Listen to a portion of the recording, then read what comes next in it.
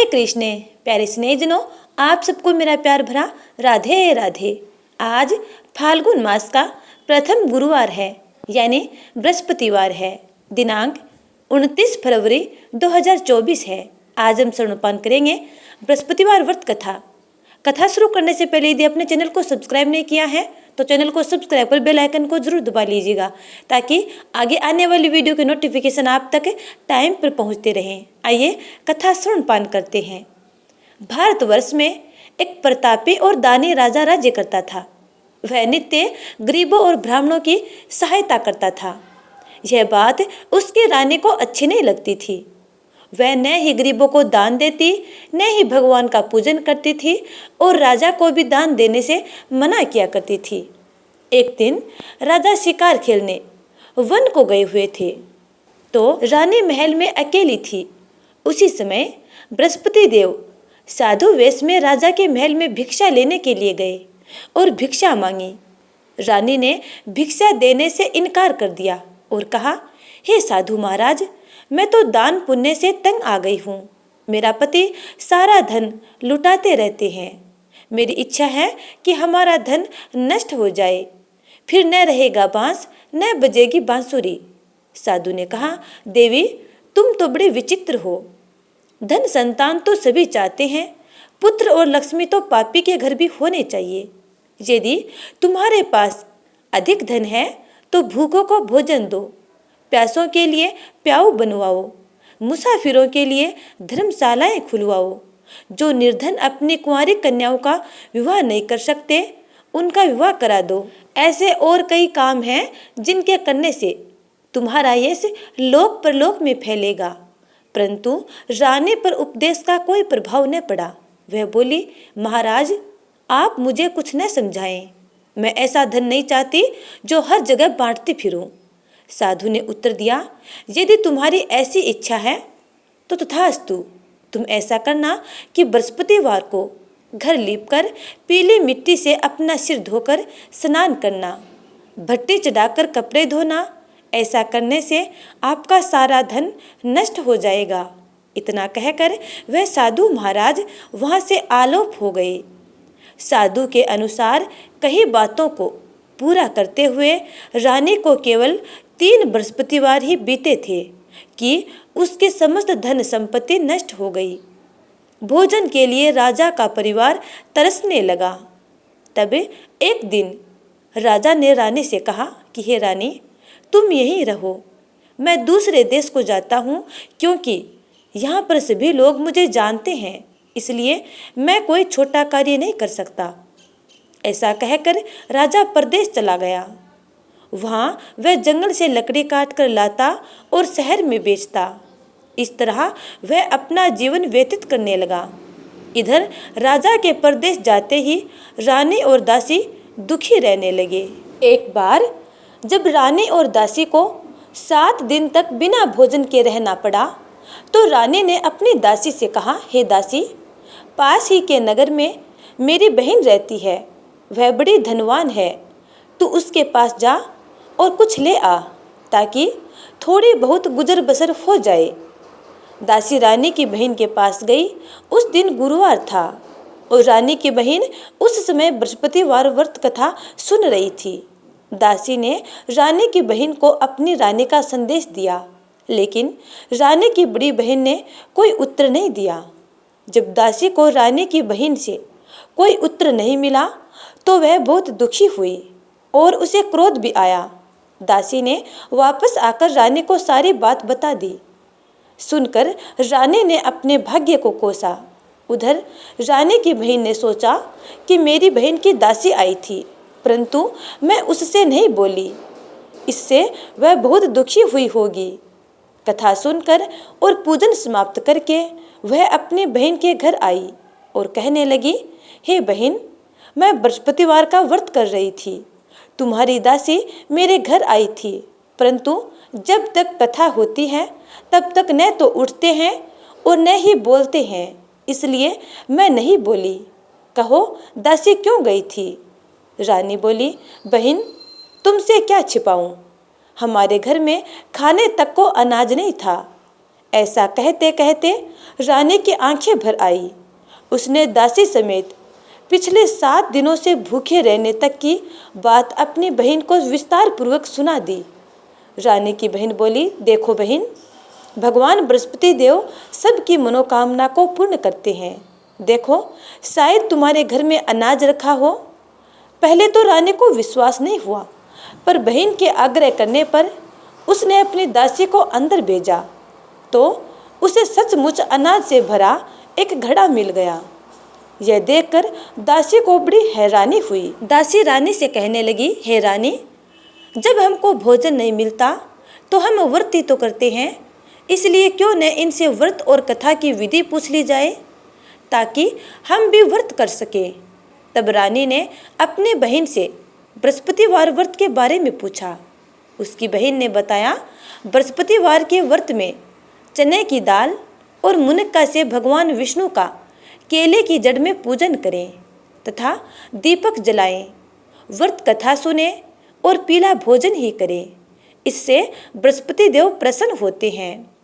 व्रत और पूजन विधि बताकर रानी की बहन अपने घर को लौट गई। 7 दिन के बाद जब गुरुवार आया तो रानी और दासी ने व्रत रखा। घुड़साल में जाकर चना और गुड़ ले आई। फिर उससे केले की जड़ में भगवान विष्णु का पूजन किया। अब पीला भोजन कहाँ से आए, इस बात को लेकर दोनों बहुत दुखी थे। चूंकि उन्होंने व्रत रखा था, इसलिए बृहस्पति देव उनसे प्रसन्न थे। इसलिए वे एक साधारण व्यक्ति का रूप धारण कर 2 थालों में सुंदर पीला भोजन दासी को दे गए। भोजन पाकर दासी प्रसन्न हुई और फिर रानी के साथ मिलकर भोजन ग्रहण किया। उसके बाद वे सभी गुरुवार को व्रत और पूजन करने लगी। बृहस्पति भगवान की कृपा से उनके पास फिर से धन संपत्ति आ गई, परंतु रानी फिर से पहले की तरह आलस्य करने लगी। तब दासी बोली, देखो रानी, तुम पहले भी इस प्रकार आलस्य किया करती थी। तुम्हें धन रखने में कष्ट होता था, इस कारण सभी धन नष्ट हो गया। और अब जब भगवान बृहस्पति की कृपा से धन मिला है तो तुम्हें फिर से आलस्य होता है। रानी को समझाते हुए दासी कहती है कि बड़ी मुसीबतों के बाद हमने ये धन पाया है, इसलिए हमें दान पुण्य करना चाहिए, भूखे मनुष्यों को भोजन कराना चाहिए और धन को शुभ कार्यों में खर्च करना चाहिए, जिससे तुम्हारे कुल का यश बढ़ेगा, स्वर्ग की प्राप्ति होगी और पितृ प्रसन्न होंगे।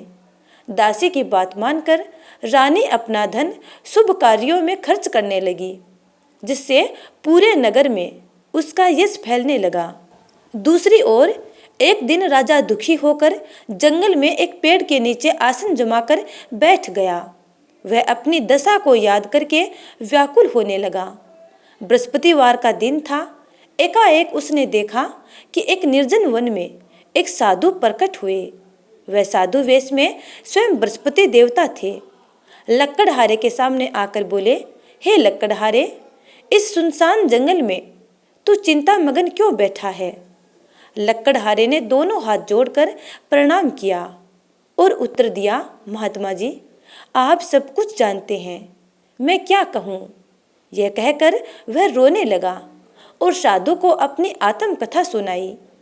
महात्मा जी ने कहा, तुम्हारी स्त्री ने बृहस्पति के दिन भगवान बृहस्पति देव का निरादर किया है, जिसके कारण भगवान बृहस्पति देव ने रुष्ट होकर तुम्हारी ये दशा कर दी है। अब तुम चिंता को दूर करके मेरे कहने पर चलो तो तुम्हारे सब कष्ट दूर हो जाएंगे और भगवान पहले से भी अधिक संपत्ति देंगे। तुम बृहस्पति के दिन कथा किया करो। 2 पैसे के चने मुनका लाकर उसका प्रसाद बनाओ और शुद्ध जल से लोटे में शक्कर मिलाकर अमृत तैयार करो।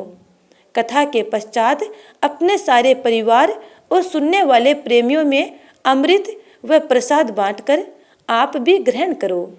ऐसा करने से भगवान तुम्हारी सब मनोकामनाएं पूर्ण करेंगे। साधु के ऐसे वचन सुनकर लक्कड़हारा बोला, हे प्रभु, मुझे लकड़ी बेचकर इतना पैसा नहीं मिलता जिससे भोजन के उपरांत कुछ बचा सकूं। मैंने रात्रि में अपनी स्त्री को व्याकुल देखा है। मेरे पास कुछ भी नहीं है जिससे मैं उसकी खबर मंगा सकूं। साधु ने कहा, हे लकड़हारे, तुम किसी बात की चिंता मत करो। बृहस्पति के दिन तुम रोजाना की तरह लकड़ियां लेकर शहर को जाओ। तुमको रोज से दुगुना धन प्राप्त होगा, जिससे तुम भली भांति भोजन कर लोगे तथा बृहस्पति देव की पूजा का सामान भी आ जाएगा। इतना कहकर साधु अंतर्ध्यान हो गए। धीरे धीरे समय व्यतीत होने पर फिर वही बृहस्पतिवार का दिन आया। लकड़हारा जंगल से लकड़ी काटकर किसी शहर में बेचने गया।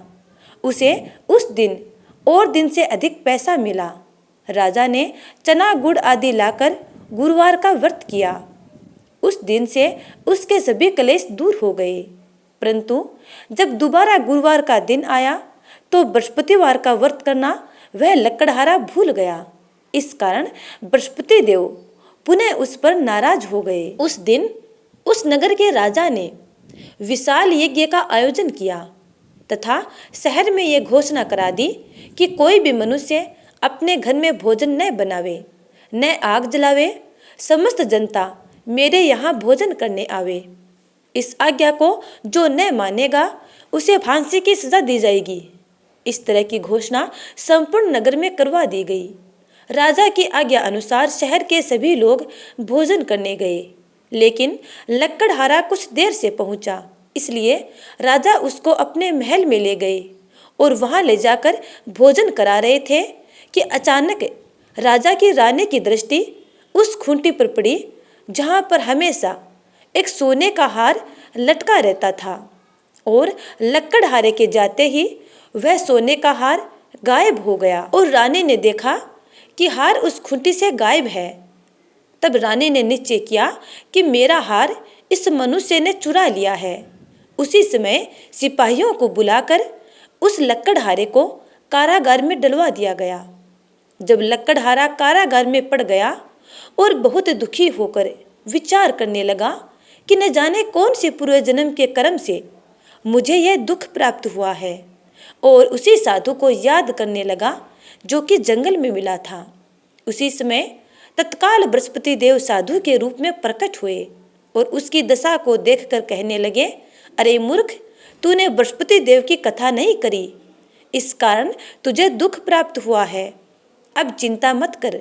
बृहस्पतिवार के दिन कारागार के दरवाजे पर 4 पैसे पड़े मिलेंगे। उनसे तू बृहस्पति देव की पूजा करना, तेरे सभी कष्ट दूर हो जाएंगे। कुछ दिनों बाद फिर बृहस्पतिवार आया। बृहस्पतिवार के दिन उस लकड़हारे को दरवाजे के आगे 4 पैसे मिले। लकड़हारे ने पैसे उठाए। लकड़हारे ने कथा कही। उसी रात्रि को बृहस्पति देव ने उस नगर के राजा को सौंपन में कहा, हे राजा, तुमने जिस आदमी को कारागार में बंद कर दिया है वह निर्दोष है, वह राजा है, उसे छोड़ देना। रानी का हार उसी खूंटी पर लटका है जहाँ पर पहले लटका हुआ था। अगर तू ऐसा नहीं करेगा तो मैं तेरे राज्य को नष्ट कर दूंगा। इस तरह रात्रि के सौपन को देखकर राजा प्रातःकाल उठा और खूंटी पर हार देखकर लकड़हारे को बुलाकर क्षमा मांगी तथा लकड़हारे को योग्य सुंदर वस्त्र आभूषण देकर विदा कर दिया। बृहस्पति देव की आज्ञा अनुसार लकड़हारा अपने नगर को चल दिया। राजा जब अपने नगर के निकट पहुंचा तो उसे बड़ा आश्चर्य हुआ। नगर में पहले से अधिक बाग, तालाब, कुएं तथा बहुत सी धर्मशालाएं और मंदिर बनवा दिए गए थे। राजा ने पूछा, यह किसका बाग और धर्मशालाएं हैं?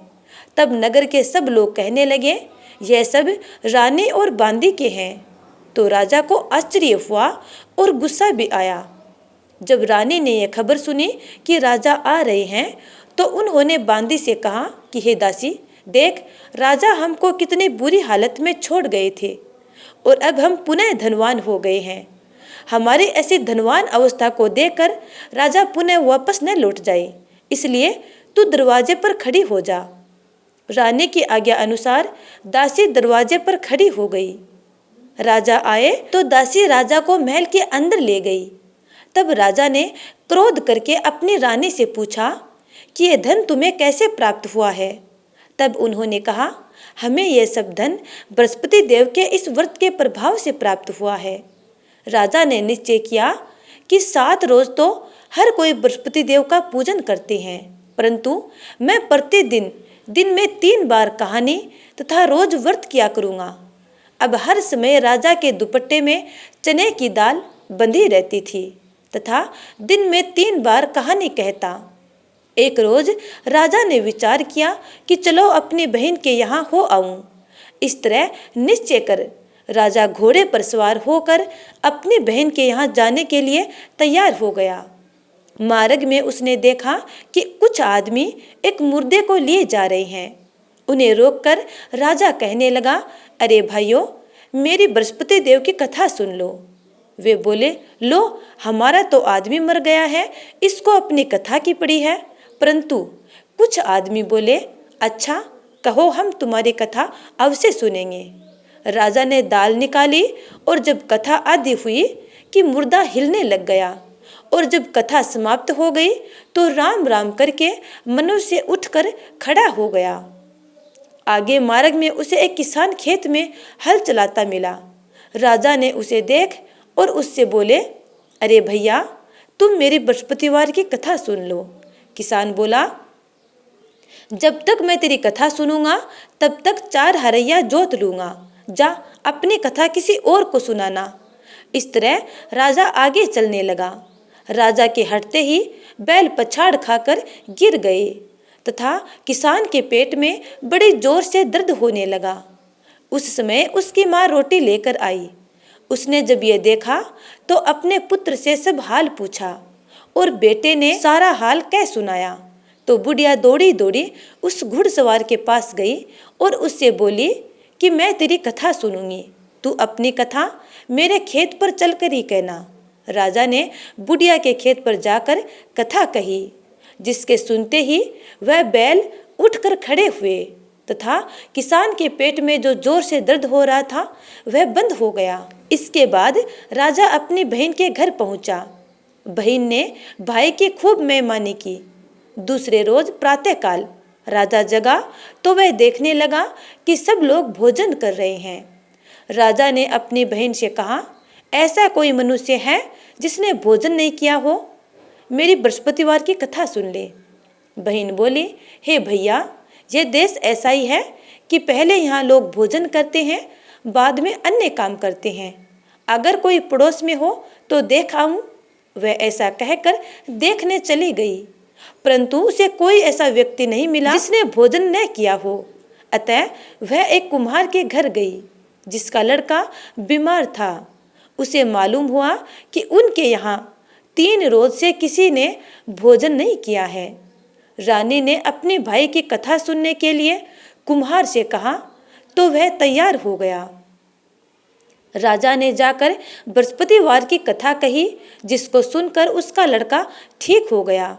अब तो राजा की प्रशंसा होने लगी। एक रोज राजा ने अपनी बहन से कहा कि हे बहन, हम अपने घर को जाएंगे, तुम भी तैयार हो जाओ। राजा की बहन ने अपनी सास से कहा। सास ने कहा, हाँ चली जा, परंतु अपने लड़कों को मत ले जाना, क्योंकि तेरे भाई के कोई औलाद नहीं है। बहन ने अपने भैया से कहा, हे भैया, मैं तो चलूंगी पर कोई बालक नहीं जाएगा। राजा बोला, जब कोई बालक नहीं चलेगा तब तुम क्या करोगी? बड़े दुखी मन से राजा अपने नगर को लौट आया। राजा ने अपनी रानी से कहा, हम निर्वंशी हैं, हमारा मुंह देखने का धर्म नहीं है और कुछ भी भोजन आदि नहीं किया। रानी बोली, हे प्रभु, बृहस्पति देव ने हमें सब कुछ दिया है, वह हमें औलाद भी अवश्य देंगे। उसी रात को बृहस्पति देव ने राजा से सौपन में कहा, हे राजा, उठ, सभी सोच त्याग दे, तेरी रानी गर्भ से है। प्रातःकाल जब राजा उठा तो अपने सौपन की यह बात अपने घर के सभी सदस्यों को बताई। उनकी यह बात सुनकर सभी लोग बहुत खुश हुए और संपूर्ण परिवार में खुशी की लहर दौड़ गई। 9वें महीने में रानी के गर्भ से एक सुंदर पुत्र पैदा हुआ। तब राजा बोला, हे रानी, स्त्री बिना भोजन के रह सकती है पर बिना कहे नहीं रह सकती। जब मेरी बहन आवे तुम उससे कुछ मत कहना। रानी ने सुनकर हाँ कर दी। जब राजा की बहन ने यह शुभ समाचार सुना तो वह बहुत खुश हुई तथा बधाई लेकर अपने भाई के यहाँ आई। तभी रानी ने कहा, घोड़ा चढ़कर तो नहीं आई, गधा चढ़कर आई है। राजा की बहन बोली, भाभी, मैं इस प्रकार न कहती तो तुम्हें औलाद कैसे मिलती। बृहस्पति देव ऐसे ही हैं, जैसे जिसके मन में कामनाएं हैं सभी को पूर्ण करते हैं।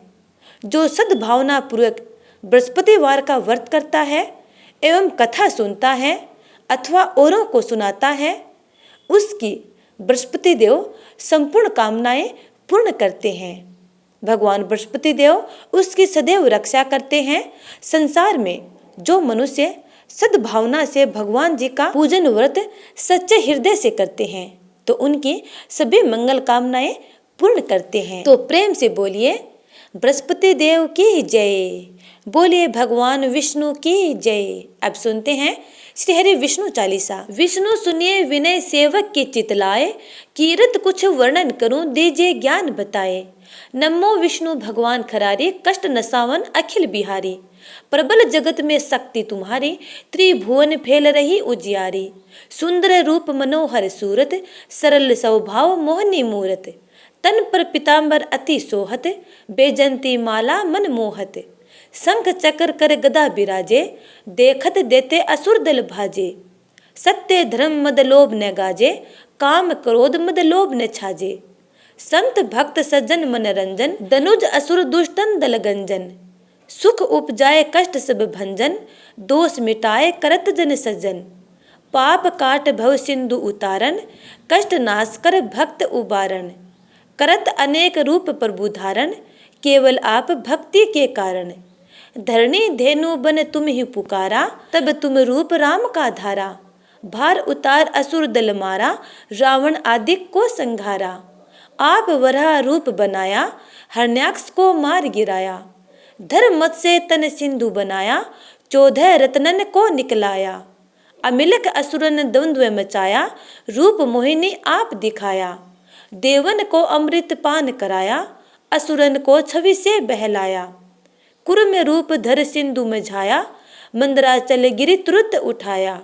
शंकर का तुम फंद छुड़ाया, भस्मासुर को रूप दिखाया। वेदन को जब असुर डुबाया, कर प्रबंध उन्हें ढूंढवाया। मोहित बन कर खल ही नचाया, उसी कर से भस्म कराया। असुर जलंधर अति बलदाई, शंकर से उन कीन लड़ाई। हार पार शिव सकल बनाई, कीन सती से छल खल जाई। सुमिरन कीन तुम्हें शिवरानी, बतलाई सब विपद कहानी। तब तुम बने मुनीश्वर ज्ञानी, वृंदा की सब सूरती भुलानी। देखत तीन दनुज शैतानी, वृंदा आए तुम्हें लपटानी। हो सप्रस धर्म क्षति मानी, हना असुर उर शिव शैतानी। तुमने ध्रुव प्रहलाद उबारे, हिरण्याकुश आदिक खल मारे। गणिका और अजामिल तारे, बहुत भक्त भव सिंधु उतारे। हरहु सकल संताप हमारे, कृपा करहु हरि सिरजन हारे। देखहूँ मैं निज दर्श तुम्हारे, दीन बंधु भक्तन हितकारे। चहत आपका सेवक दर्शन, करहु दया अपनी मधुसूदन। जानू नहीं योग्य जप पूजन, होए यज्ञ स्तुति अनुमोदन। शील दया संतोष सुलक्षण, विदित नहीं व्रत बोध विलक्षण। करहुम आपका किस विधि पूजन, कुमति विलोक होत दुख भीषण। करहुम प्रणाम कौन विधि सुमिरन, कौन भांति मैं करहूँ समर्पण। सुर मुनि करत सदा सेवकाई, हर्षित रहत परम गति पाई।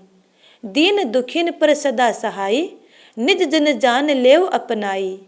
पाप दोष संताप नसाओ, भव बंधन से मुक्त कराओ। सुख संपत्ति दे सुख उपजाओ, निज चरणन का दास बनाओ। निगम सदा ये विनय सुनावे, पढ़े सुने सो जन सुख पावे। तो प्यारे स्नेहीजनों, ये थी गुरुवार व्रत कथा और श्री हरि विष्णु चालीसा। उम्मीद करती हूँ कि आपको ये वीडियो अच्छा लगा है। यदि अच्छा लगा है तो लाइक कमेंट कर देना और अगले वीडियो का इंतजार करना। तब तक के लिए जय श्री राधे।